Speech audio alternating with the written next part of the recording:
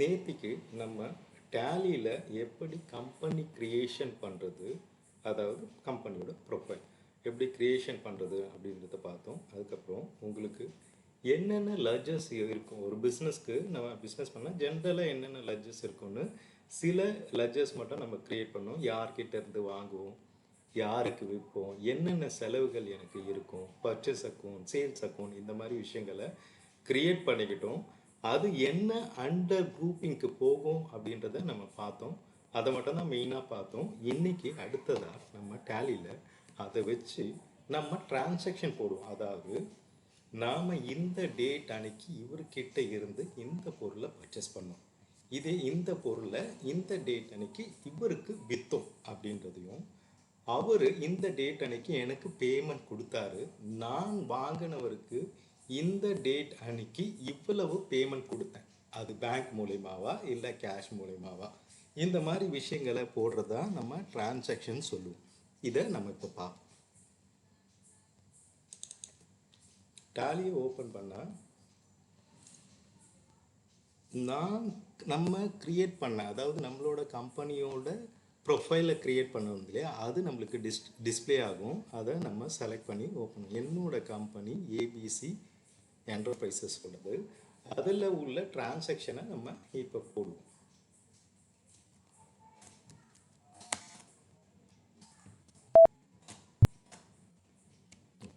நேற்றுக்கு நம்ம லெட்ஜர்ஸ்லாம் க்ரியேட் பண்ணோம். அது ஜஸ்ட் ஒரு கிளான்ஸ் நம்ம ஆல்டரில் போய் பார்ப்போம் என்னென்ன நம்ம க்ரியேட் பண்ணோம். இபி சார்ஜஸ் க்ரியேட் பண்ணோம், அதில் என்ன அண்டர், இது என்ன எக்ஸ்பென்சஸ் அப்படின்றத நம்ம கொடுத்துக்கிட்டோம். அதே மாதிரி நம்ம என்ன பேங்க்கு, என்னோட இந்தியன் பேங்க் இருக்குது, அதனால் அது பேங்க் அக்கௌண்ட் அண்டர் குரூப்பிங் பண்ணுவோம். Purchase account under purchase account grouping பண்ணுவோம். சேல்ஸ் அக்கௌண்ட்டை சேல்ஸ் அக்கௌண்ட்டுக்கு குரூப்பிங் பண்ணுவோம். யார்கிட்ட இருந்து நான் வாங்குவனோ அவரை கிரியேட் பண்ணிவிட்டு அவரை நம்ம சண்டே கிரெடிட்டாருக்கு குரூப்பிங் பண்ணுவோம். நான் யாருக்கு விற்பனோ அதை சண்டே டெப்டாருக்கு குரூப்பிங் பண்ணுவோம். அதுக்கப்புறம் கேபிட்டல், யார் இந்த கம்பெனிக்கு முதல் கொண்டு வராங்களோ, உதாரணத்துக்கு ஏபிசி என்டர்பிரைசஸ்க்கு வந்து நான் என்னோட செல்வகுமார் அவர் தான் முதல்ல கொண்டு வர, அதனால் அவர் அக்கௌண்ட்டை க்ரியேட் பண்ணோம். முதல்ல கொண்டு வராருன்றதால அவரை கேபிட்டல் அக்கௌண்ட்டில் வச்சோம். இதை வச்சு நம்ம டிரான்சாக்ஷன் எப்படி போட போகிறோம் அப்படின்றத பார்க்கலாம். இப்போது டிரான்சாக்ஷன் அப்படின்றது நம்ம வவுச்சர்ஸில் தான் பார்ப்போம். டேலியை பொறுத்த வரைக்கும் 3 பார்ட்டாக எடுத்துக்கோங்க, இல்லை 4 பார்ட். அதாவது இது ஏ பார்ட், இது பி பார்ட், இது C part and D part. அதாவது டீப்லி ரிப்போர்ட் பார்க்குற மாதிரி அப்படி வச்சுக்கோங்க. இது எல்லாமே ஏல க்ரியேட் பண்ணுவோம். லெட்ஜர்ஸ் அந்த ஹெட்டை க்ரியேட் பண்ணி டிரான்சாக்ஷன் உண்டானதை வவுச்சர்ஸில் போடுவோம். அந்த வவுச்சர்ஸில் போட்டு அதுக்கு உண்டான ரிப்போர்ட்டை சி அண்ட் டியில் ரிப்போர்ட்டாக பார்ப்போம். சரிங்களா? ஓகே, இப்போ பார்க்கலாம். வவுச்சர் ஃபஸ்ட்டு டிரான்சாக்ஷன் என்ன அப்படின்னா, நான் இந்த பிஸ்னஸை ஸ்டார்ட் பண்ணும்போது ஒரு முதலை கொண்டு வருவேன். பிஸ்னஸ்க்கு ஒரு முதலீடை கொண்டு வந்து நான் பிஸ்னஸ் ஸ்டார்ட் பண்ணுவேன் இல்லையா, அதை தான் நம்ம இப்போ பார்க்க போகிறோம். என்னென்னா, எப்போவுமே நம்ம பணம் இந்த கம்பெனி அக்கௌண்ட்டுக்கு ஏபிசி என்டர்பிரைசஸ்க்கு பணம் உள்ளே வந்தால், எந்த பணம் உள்ளே வந்தாலும் நம்மளுக்கு ரிசிப்டில் தான் போடணும். ஏன்னா பணம் உள்ளே வருது. அதே பணம் நம்மளுக்கு வெளியே போனால் அது பேமெண்ட்டில் போடும். சரிங்களா? இப்போது உதாரணத்துக்கு நான் விற்றவர் எனக்கு பணம் தருவார், பணம் உள்ளே வருது, அப்போ அது ரிசிப்ட். அதே நான் லோன் யார்கிட்ட இருந்தால் வாங்கினாலும் பணம் உள்ளே வருது, அதுவும் ரிசிப்டில் தான் போடும். நான் வாங்கினவருக்கு பேமெண்ட் கொடுத்தாலோ, நான் எந்த சம்மந்தமான பணம் என்கிட்டேருந்து வெளியே போனாலும் அது பேமெண்ட்டில். உதாரணத்துக்கு நான் இபியோட செலவை நான் பேமெண்ட் பண்ணுறேன் அப்படின்னா நான் பேமெண்ட் தான் பண்ணணும். சரிங்களா? அதுலேயே பேமெண்ட்னு இருக்குது. அதனால் எந்த பணம் வெளியே போனாலும் பேமெண்ட், எந்த பணம் உங்களுக்கு வந்தாலும் ரிசிப்ட் வவுச்சர்ஸில் தான் போடணும். அதாவது இதை வவுச்சர்ஸ் டைப்னு சொல்லுவாங்க இங்கே இருக்கிறதெல்லாம். அந்த வவுச்சர்ஸ் டைப்பு இவங்க அதில் பிரித்து கொடுத்துருக்காங்க. என்னென்னா, இதுக்கு முன்னாடி சிங்கிள் என்ட்ரி சிஸ்டமாக தான் அக்கௌண்ட்ஸ்லாம் இருந்தது. சாஃப்ட்வேர் வந்து டெவலப் பண்ண நம்மளுக்கு அக்கௌண்ட்ஸ் வந்து விஷயங்கள், அந்த டெபிட் கிரெடிட், இந்த கோல்டன் ரூல் இதெல்லாம் தெரியணும் அப்படின்ற மாதிரி இருந்தது.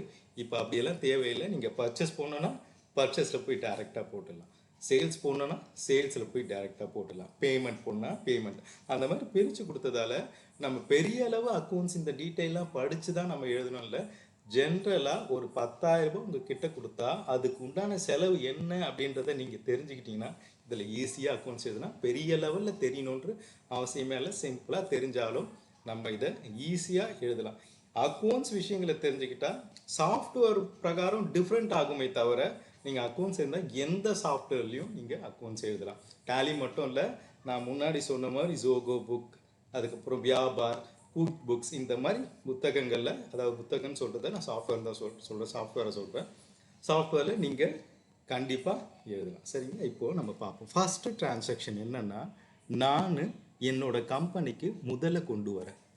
அது ரிசிப்ட்னு இங்கே நான் இந்த ஷார்ட்கட் இருக்கு பார்த்தீங்களா, F4 F5 அப்படின்னா அந்த மாதிரி ஷார்ட்கட்டையும் நான் கிளிக் பண்ணிக்கலாம், இல்லை நான் இங்கே போய் கிளிக் பண்ணாலும் அது வரும். இப்போ ரிசிப்ட், இப்போ கேஷாக தான் நான் கொண்டு வரேன். இப்போ போக போக நம்ம பேங்க் அக்கௌண்ட் டிரான்சாக்ஷன்லாம் பார்ப்போம், அதாவது ஜிஎஸ்டி இந்த மாதிரி விஷயங்களை அடுத்தடுத்து கொஞ்சம் அதிகமாக பார்க்கும்போது நம்ம அப்பப்போ பேங்க்காக ஆட் பண்ணுவோம், ஜிஎஸ்டி சம்மந்தமான ஆட் பண்ணுவோம், டேட்டாஸ் கிரெடிட்டாஸ்லாம் அதிகமாக ஆட் பண்ணி நம்ம போட ஆரம்பிப்போம். இப்போ சிம்பிளாக பார்ப்போம்.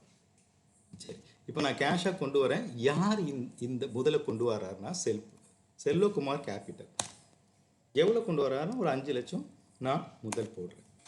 இந்த நரேஷன்றது எல்லா வவுச்சர் டைப்புன்னு நான் சொல்கிறது contra, payment, Journal, sales, purchase, இந்த மாதிரி அதை வவுச்சர்ஸ்னு இருக்கலாம். இதெல்லாம் வவுச்சர் டைப்புன்னு டேலியில் சொல்லுவாங்க. இதில் எல்லா வவுச்சர் டைப்புக்கும் இந்த நரேஷன் இருக்கும். நரேஷன்ன்றது என்னென்னா ஒரு இன்ட்டு தான்.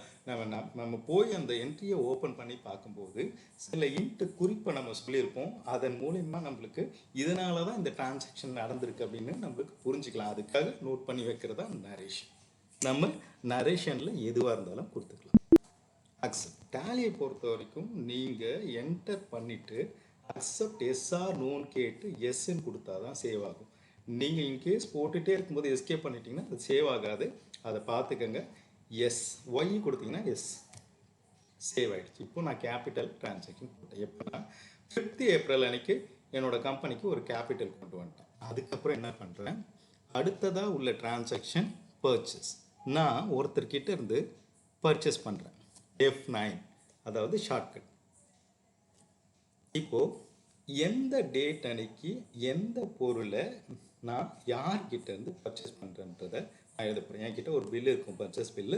அந்த பில்லை வச்சு தான் நான் இப்போ என்ட்ரி போடுறேன். நான் என்ன பண்ணேன்னா 7 ஏப்ரல் 2024 அன்னைக்கு இந்த 3434 அந்த இன்வாய்ஸில் இருக்கிற நம்பர், அது 3434ன்ற இன்வாய்ஸ் நம்பரில் சேம் டேட்டு தான் அங்கே யார்கிட்ட இருந்து பர்ச்சேஸ், பார்ட்டியோட நேம் வந்து வசந்த் அண்ட் கோ கிட்ட இருந்து தான் நான் பர்ச்சேஸ் பண்ணுறேன். இந்த டீட்டெயிலில் நம்ம போட இது சம்மந்தமான விஷயங்களை என்ட்ரி பண்ணும்போது இங்கே நம்ம போடுவோம். இப்போ எதுவும் இல்லைன்றதால இதை நம்ம ஸ்கிப் பண்ணிக்கலாம். போக போக நம்ம பார்ப்போம்.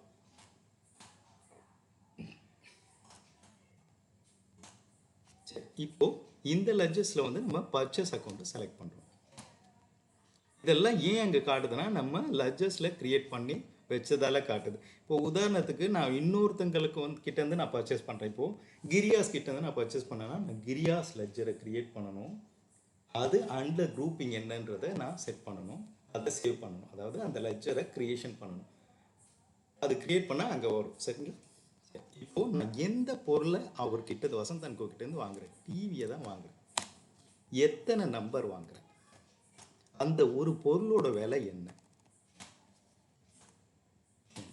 இப்போ அடுத்ததா அந்த அதாவது வசந்த் அண்ட் கோ கிட்ட இருந்தே நான் இன்னொரு பொருளை வாங்குறேனா அப்படின்றது இருந்தா நான் இன்னொரு பொருளை கொடுக்கலாம். இப்போ வரைக்கும் நான் எந்த பொருளும் ஒரே ஒரு பொருள் மட்டும்தான் வாங்குறேன். அதனால என்கிட்ட அக்செப்ட் பண்ணிடுங்க. நரேஷனில் என்ன வேணாலும் எழுதுறேன். நான் சொன்ன மாதிரி எல்லா வவுச்சர்ஸ்க்கும் நரேஷன் அக்செப்ட். அடுத்தது இதே ப்ராடக்டை நான் ஒருத்தருக்கு சேல் பண்ணுறேன். சேல் பண்ணால் வவுச்சர் டைப் சேல்ஸை கிளிக் பண்ணிக்கலாம், F8 கொடுத்தாலும் வரும், கிளிக். ஓகே, இப்போது நான் எந்த டேட் அன்னைக்குன்னா 10 ஏப்ரல் அன்னைக்கு நான் சுமதி அவங்களுக்கு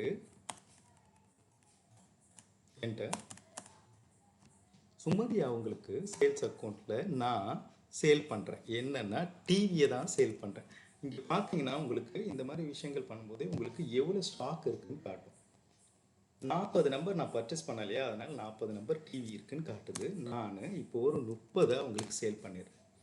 ஒரு பொருளை நான் வாங்கும்போது ஒரு ரேட் இருந்தது, நான் லாபத்துக்கு தான் விற்பேன், அதனால் 35,000க்கு நான் விற்கிறேன். இன்னொரு ப்ராடக்ட் எதனா நான் உங்களுக்கு விற்கிறேன்னா இங்கே என்ட்ரு பண்ணிக்கலாம், இல்லைன்றதால அக்செப்ட் நரேஷன். அதுக்கப்புறம் இதர செலவுகளும் நான் பண்ணிக்கிறேன். என்ன இதர செலவுகள் இருக்கும் அப்படின்னா, இப்போ உதாரணத்துக்கு இந்த மாதத்துக்கு ஏப்ரல் மாதத்துக்கு நான் டீ எக்ஸ்பென்சஸ் பண்ணியிருப்பேன், வாட்டர் எக்ஸ்பென்சஸ் பண்ணியிருப்பேன், ட்ராவலிங் எக்ஸ்பென்சஸ் பண்ணியிருக்கேன், டெலிஃபோன் எக்ஸ்பென்சஸ் பண்ணியிருக்கேன், சேலரி கொடுத்துருப்பேன். இந்த மாதிரி விஷயங்களை நான் செலவுகளை எழுதிக்கிறது தான். அதையும் எழுதிக்கலாம். எங்கன்னா எது மூலிமா நான் அந்த செலவு பண்ணியிருக்கேன், கேஷாக கொடுத்துருப்பேன் அப்படின்ற பட்சத்தில் டைரெக்டாக கொடுத்துருக்கேன், நம்ம கிட்டேருந்து பணம் வெளியே போயிருக்கு அப்படின்னா கேஷ் பேமெண்ட்டை தான் போடணும். Payment FI. இதில் கேஷ் அன்னைக்கு நான் எந்த டேட் அன்னைக்கு அந்த டிரான்சாக்ஷனை 15 ஏப்ரல் அன்னைக்கு நான் போடுறேன்.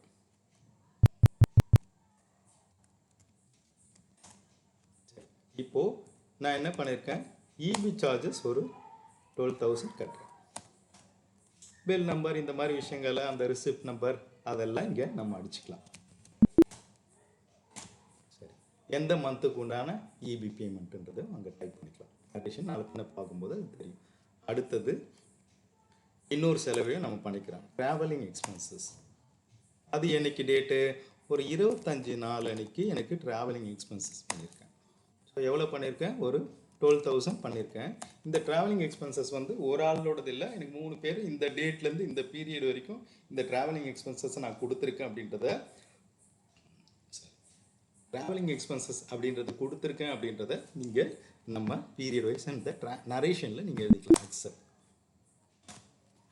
அதுக்கப்புறம் நீங்கள் சேலும் போட்டாச்சு, பர்ச்சேஸும் பண்ணியாச்சு, சேலும் பண்ணியாச்சு, இதர செலவுகளும் கொடுத்தாச்சு. இன்னொன்று கேஷில் சேலரியும் கொடுத்துறேன். 30 ஏப்ரல் அன்னைக்கு நான் கேஷ் மூலிமா சேலரியும் கொடுக்குறேன்.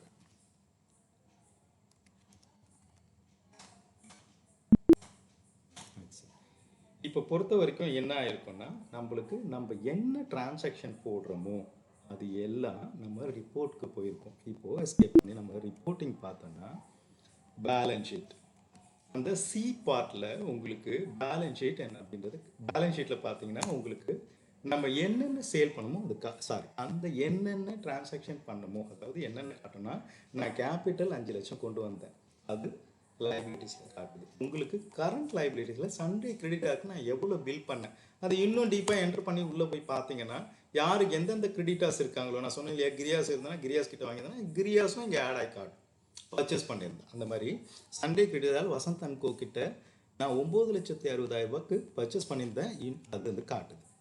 ஸோ என்ன காட்டுதுன்னா, அவருக்கு தர வேண்டிய பேலன்ஸ் இருக்குன்னு காட்டுது. இன்னும் அவருக்கு பணம் கொடுக்கல. அதே மாதிரி நான் விற்றவரும் எனக்கு இன்னும் பணம் கொடுக்கல.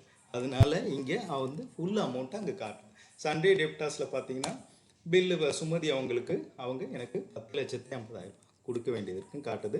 கேஷில் எவ்வளோ பேங்க் பேலன்ஸ் இருக்குன்னு காட்டுது. ஏன்னா நான் கேபிட்டல் கொண்டு வந்தேன், கேபிட்டல் வந்ததுமே சேலரி, அப்புறம் 5 லட்சம் கொண்டு வந்தேன், அப்புறம் சில செலவுகள்லாம் பண்ணேன் இல்லையா, சேலரி பெய்ட் பண்ணேன், இபி கட்டினேன், டெலிஃபோன் எக்ஸ்பென்சஸ், ட்ராவலிங் எக்ஸ்பென்சஸ்லாம் பண்ணும்போது உங்களுக்கு கேஷில் தான் பண்ணேன். அதனால் கேஷ் கம்மியாகிட்டு கேஷ் எவ்வளோ பேலன்ஸ் இருக்குது. பேலன்ஸ் ஷீட்டை பொறுத்த வரைக்கும் நான் எவ்வளோ கொடுக்க வேண்டிய பேலன்ஸ் இருக்குது, எனக்கு வர வேண்டிய பேலன்ஸ் எவ்வளோ இருக்குது, கேஷில் எவ்வளோ பேலன்ஸ் இருக்குது, பேங்க்கில் எவ்வளோ பேலன்ஸ் இருக்குது, கேபிட்டல், அதாவது கேபிட்டல்ன்றது நான் போட்ட ஷேரு, அதுவும் நம்மளுக்கு லைபிலிட்டிஸ், அதாவது இந்த கம்பெனி பொறுத்த வரைக்கும் அவரோட பணம் கொடுக்குற மாதிரி தான் இருக்கும் அப்படின்றதால அது எவ்வளோ பேலன்ஸ் இருக்குது அப்படின்னு நம்மளுக்கு காட்டுது. சரிங்களா, இது ஒரு ரிப்போர்ட். ப்ராஃபிட் அண்ட் லாஸ் அக்கௌண்ட்டில் நம்ம எவ்வளோ சேல் பண்ணோம், நம்ம சேல்ஸ் அக்கௌண்ட், பர்ச்சேஸ் அக்கௌண்ட் ஒன்று க்ரியேட் பண்ணோம் இல்லையா, அந்த சேல்ஸ் அக்கௌண்ட்டில் உங்களுக்கு குரூப்பிங் ஆனதால் உங்களுக்கு 10,50,000 சேல்ஸ், 9,60,000 பர்ச்சேஸ், செலவுகள் வந்து EB charges, salary paid, travelling expenses போக அது டோட்டலாக 59,000 போக உங்களுக்கு நெட் ப்ராஃபிட் ஆயிருக்கு அப்படின்றத காட்டும். இதுதான் வருஷ முடிவுலையும் நம்ம கொடுக்க போகிறோம். இப்போ இந்த ஏப்ரல் மந்த் வரைக்கும் உங்களுக்கு நெட் ப்ராஃபிட், இது transaction month on month transaction நடக்க வருஷ முடிவில் உங்களுக்கு லாபம் என்ன நட்டம் என்ன அப்படின்றத இதில் நீங்கள் பார்த்துக்கலாம். இதுதான் ரிப்போர்ட். நம்ம 2 ரிப்போர்ட் தான் இன்கம் டேக்ஸ் சம்மந்தமான reports, balance sheet and profit and loss account. சரிங்களா, இப்போது இது ஒரு ரிப்போர்ட். இப்போ என்ன பண்ணுறோம், வவுச்சர்ஸில் மறுபடியும் இப்போ நான் ஒருத்தர்கிட்ட இருந்து பேமெண்ட் பர்ச்சேஸ் பண்ண இல்லையா, அவருக்கு நான் இன்னும் பேமெண்ட் கொடுக்கல, கிரெடிட்டில் தான் இருக்குது. அதாவது கிரெடிட்டாக டெப்டாஸ் வர வேண்டியது இருக்குது, நம்மளுக்கு வர வேண்டியது இருக்குது. அதனால் நான் என்ன பண்ணுறேன், என்கிட்ட இருந்து வாங்கினவர் எனக்கு பேமெண்ட் கொடுக்குறாரு. யார் என்கிட்ட இருந்து வாங்கினாங்கன்னா சுமதி. இப்போ பணம் என்னோட கம்பெனிக்கு உள்ளே வருது, அதனால் F6 கேஷ். எந்த டேட் அன்னைக்கு வருதுன்னா 5th May அன்னைக்கு எனக்கு பேமெண்ட் உள்ளே வருது. யார் கொடுக்குறா? சுமதி. இவங்க எவ்வளோ கொடுக்கணும்னா 10,50,000 கொடுக்கணும், ஆனால் 9 லட்ச ரூபாய் கொடுத்துட்றாங்க. சரியா? அதே மாதிரி நான் வாங்கினவர், நான் வசந்தன் கிட்ட இருந்து பொருளை வாங்கினேன், அவங்களுக்கும் நான் பேமெண்ட் இன்னும் கொடுக்கல. அந்த பேமெண்ட்டையும் 5th அன்னைக்கு நான் கொடுத்துறேன். பேமெண்ட் என்னோட பணம் வெளியே போகுது, ஸோ பேமெண்ட் F5 கேஷாகவே கொடுத்துறேன். கேஷில் வந்து இவ்வளோ அமௌண்ட்டை வேல்யூ வந்து நம்ம 10,000 ரூபாய்க்குள்ளே தான் நம்ம பேமெண்ட், கேஷ் பேமெண்ட் அந்த மாதிரி ரூல்ஸ் இருக்குது. அந்த மாதிரி விஷயம் நம்ம ஃபாலோ பண்ணலாம். இப்போது நம்ம ஜஸ்ட்டு தெரிஞ்சுக்கணுன்றதுக்காக நான் இப்படி போட்டுக்கிறோம். நம்ம பேங்க்கில் தான் பெரிய அமௌண்ட் எல்லாம் வேல்யூ அதிகமாக இருக்க பட்சத்தில் அப்படி தான் கொடுப்போம். இப்போ நம்ம ஜஸ்ட்டு நம்ம கொடுக்குறோம் அப்படின்றத மட்டும் எங்கே எப்படி போடணும் அப்படின்றது மட்டும் நம்ம பார்த்துக்கலாம். சரி, இப்போ கேஷாக தான் கொடுக்குறேன். கேஷு வசந்தன் கோக்கு இப்போது 8,50,000 ரூபாய் நான் கொடுத்துட்றேன். ஸோ பேலன்ஸை கொடுத்தாச்சு. இப்போது நான் பேமெண்ட்டும் கொடுத்துட்டேன், எனக்கும் பேமெண்ட் வந்திருக்கு. இப்போ போய் ரிப்போர்ட் பார்க்கும்போது உங்களுக்கு ரிப்போர்ட்டில் பேலன்ஸ் ஷீட்டில் என்ன ஆகும்னா உங்களுக்கு இப்போ என்ன தர வேண்டியது இருக்குது அப்படின்னு காட்டும். கிரெடிட் கார்டில் 1,10,000 ரூபா தான் தர வேண்டியது இருக்குது. ஏன்னா நான் சம் அமௌண்ட்டை கொடுத்துட்டேன். அது எவ்வளோன்னா வசந்தன் கோக்கு இன்னும் டீப்பாக என்ட்ரு பண்ணிவிட்டு உள்ளே போனீங்கன்னா இன்னும் டீப்பாக காட்டும், இன்னும் மந்த் அண்ட் மந்த் காட்டும். இன்னும் டீப்பாக காட்டும்போது உங்களுக்கு இந்த இடத்துல பீரியட் செலக்ட் பண்ணி இந்த டேட்லேருந்து நான் பார்க்கணும் அப்படின்னா இந்த இடத்துல நான் பர்ச்சேஸ் வந்து 9,60,000 பண்ணேன், 8,50,000 கொடுத்துட்டேன். பேலன்ஸ் வந்து எனக்கு 10 lakhs நான் இன்னும் ஒரு தர வேண்டியது இருக்குன்னு காட்டுது, தர வேண்டிய பேலன்ஸ் இருக்குன்னு காட்டுது. அதனால தான் அந்த பேலன்ஸை பேலன்ஸ் ஷீட்டில் காட்டுது. சரி, அதே தான் டெப்டாஸ்க்கும் என்னென்னா நான் சுமதிக்கு வந்து 10,50,000 ரூபாய் பில் பண்ணேன், 9 லட்சம் அவர் கொடுத்தாரு, இன்னும் 1,50,000 ரூபாய் கொடுக்க வேண்டிய பேலன்ஸ் இருக்குது. சரி, கேஷ் பேலன்ஸும் எனக்கு ஏறி இருக்குது, நான் கொடுத்தேன். இந்த மாதிரி டிரான்சாக்ஷன் போக போக இன்னும் அதை போய் பார்த்தேன்னா 5 லட்சம் கேபிட்டல் கொண்டு வந்தேன், அப்புறம் 59,000 ரூபாய் செலவு பண்ணேன், 9 lakh உள்ளே வந்தது, அப்புறம் 8,50,000 செலவு பண்ணேன். சரி, செலவுன்றதோட கொடுத்தேன். அதனால் உங்களுக்கு 4,96,000 ரூபாய் எனக்கு கேஷ் பேலன்ஸ் இருக்குன்னு காட்டும். இதே பேங்க்கில் நம்ம கொடுக்கும்போது பேங்க்கை நம்ம செலக்ட் பண்ணுங்கள், பேங்க் பேலன்ஸ் என்ன இருக்குது அப்படின்றது நம்ம காட்டியிருக்கோம். இதுதான் டேலியில் சின்னதாக ஒரு டிரான்சாக்ஷன் போட்டு ரிப்போர்ட் பார்க்குறது. இதை தவிர வச்சு உங்களுக்கு இன்னும் டீப்பாக ஜிஎஸ்டி, டிடிஎஸ்ஸு, இன்னும் டிரான்சாக்ஷன் அதிகப்படுத்துது, பர்ச்சேஸ் கொஞ்சம் அதிகமாக போடுறது, சேல்ஸ் அதிகமாக பண்ணுறது, நம்பர் ஆஃப் டிரான்சாக்ஷன் அதிகமாக இன்னும் அடுத்தடுத்து இன்னும் டீப்பாக வந்து சில விஷயங்கள்லாம் நான் விட்டு போனதெல்லாம் நம்ம அப்போ போடும்போது உங்களுக்கு இன்னும் நல்லா புரிய வரும். இதை வந்து நீங்கள் போட்டு பாருங்கள். டேலி வந்து சாஃப்ட்வேர் வந்து நீங்கள் டேலி சொல்யூஷன் அப்படின்னு டவுன்லோட் அப்படின்னு கூகுளில் அடித்தாலே உங்களுக்கு வரும். ஓப்பன் பண்ணிங்கன்னா டேலி டவுன்லோட் பண்ணிக்கலாம் ஃப்ரீயாகவே. ஆனால் டேட் மட்டும் உங்களுக்கு என்னென்னா 1 எஜுகேஷன் மோடு தான் வரும். அதில் எஜுகேஷன் ஓப்பன் பண்ணிங்கன்னா எஜுகேஷன் மோடில் கிளிக் பண்ணி போனீங்கன்னா நீங்கள் க்ரியேஷன் இந்த மாதிரி விஷயங்கள்லாம் கேட்டு நீங்கள் கம்பெனியோட நேம் அதெல்லாம் க்ரியேட் பண்ணி லட்ஜஸ்லாம் க்ரியேட் பண்ணி ஒர்க் பண்ணலாம். ஆனால் என்னென்னா எல்லா மாதத்துலேயும் டேட் 1, 2, 31 மட்டும்தான் ஒர்க் ஆகும். நீங்கள் அப்படியே கூட போட்டு பார்க்கலாம், ஏன்னா எஜுகேஷன் மட்டும் தானே. நீங்கள் எல்லா மந்த்தும் நீங்கள் போட்டு பார்க்கணும். நம்மளுக்கு தேவை இந்த டிரான்சாக்ஷன் வந்து ரிப்போர்ட்ஸ்லாம் எப்படி வருது, எப்படி ஒர்க் பண்ணுறோம் அப்படின்றது. ஒன்றும் இல்லை, நீங்கள் 4ஆம் தேதி போடுறத 1, 2 அப்படி மட்டும் போட்டு நீங்கள் ஒர்க் அவுட் பண்ணி பாருங்கள். பார்த்தா தான் உங்களுக்கு நம்ம ஒர்க் பண்ணி பார்க்கும்போது தான் இது ஒரு திருப்தி கிடைக்கும். ஆமாம் நம்ம போடுறோம் அப்படின்றது. அதுக்கு முன்னாடி நம்ம பார்த்தோன்னா கொஞ்சம் புரிஞ்ச மாதிரியே இருக்கும். அந்த கீழே ஒர்க் பண்ணும்போது அந்த escape button, enter button, back space இதெல்லாம் ஸ்டார்டிங்கில் கொஞ்சம் கஷ்டமாக இருக்கும். நீங்கள் எவ்வளோ தான் புரிஞ்சுக்கிட்டாலும் நீங்கள் ஒர்க் பண்ணி பார்த்தா தான் உங்களுக்கு சாட்டிஸ்ஃபேக்ஷன் வரும். நீங்கள் ஒர்க் பண்ணி பாருங்கள். அடுத்த கிளாஸில் இன்னும் கொஞ்சம் டீப்பாக பார்ப்போம். தேங்க்யூ.